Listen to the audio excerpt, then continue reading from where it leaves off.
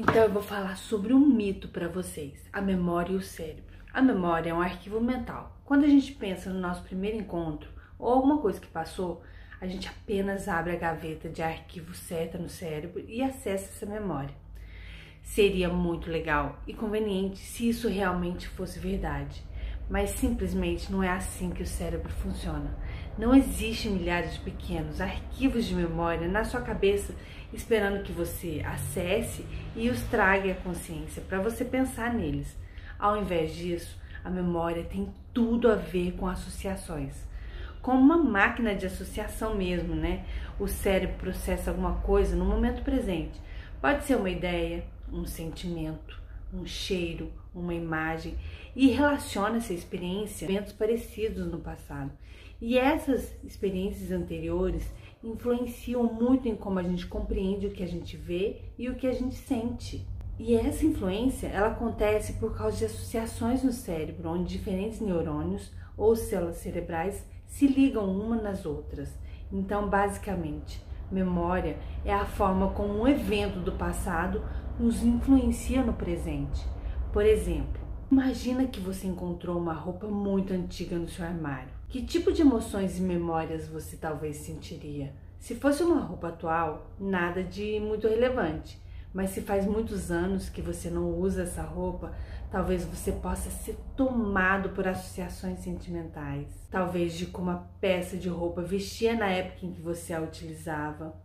Ou talvez daquela situação constrangedora que você passou quando você estava usando essa peça. No momento em que você a encontra, todos os tipos de associação voltam à sua consciência, causando um impacto em seus sentimentos e humores do presente com base em fortes associações do passado.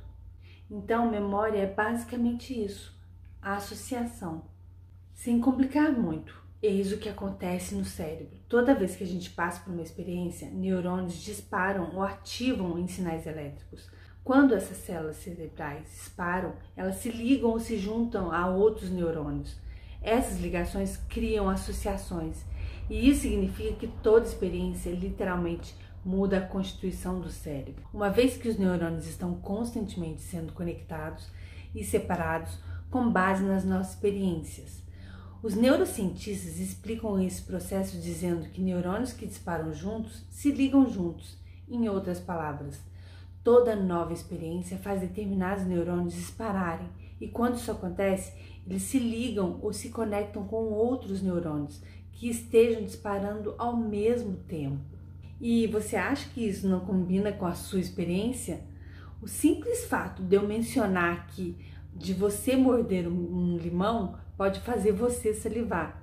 Ou talvez uma música no carro ou em qualquer lugar pode transportar você para uma encabulada dança lenta no tempo do bailinho ou no tempo da escola. Tipo, você se lembra quando você deu um chiclete pro seu amigo depois da aula uma única vez?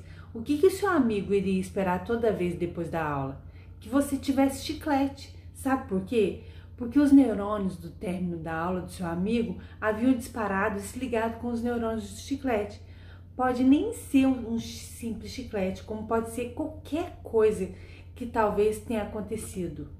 Neurônios que disparam juntos se ligam juntos. E é assim que uma memória funciona. Uma experiência, tipo o final da aula, fez certos neurônios dispararem, os quais podem se ligar aos neurônios de uma outra experiência, como ganhar o chiclete. Então, toda vez que a gente passa pela primeira experiência, o nosso cérebro se conecta com a segunda. Dessa forma, quando a aula termina, o cérebro tem a expectativa de ganhar o chiclete, entende?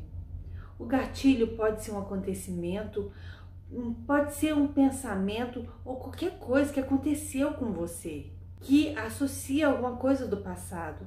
Independentemente, essa memória provocada estabelece expectativas em relação ao futuro, com base no que aconteceu antes. Então, as memórias, elas moldam as nossas percepções atuais, fazendo-nos prever o que vai acontecer em seguida. O nosso passado acaba moldando o nosso presente e o nosso futuro por meio de associações dentro do cérebro. E se você gostaria de ficar livre disso e realmente viver num mundo completo de possibilidades, venha comigo que eu posso te ajudar nisso. Bora!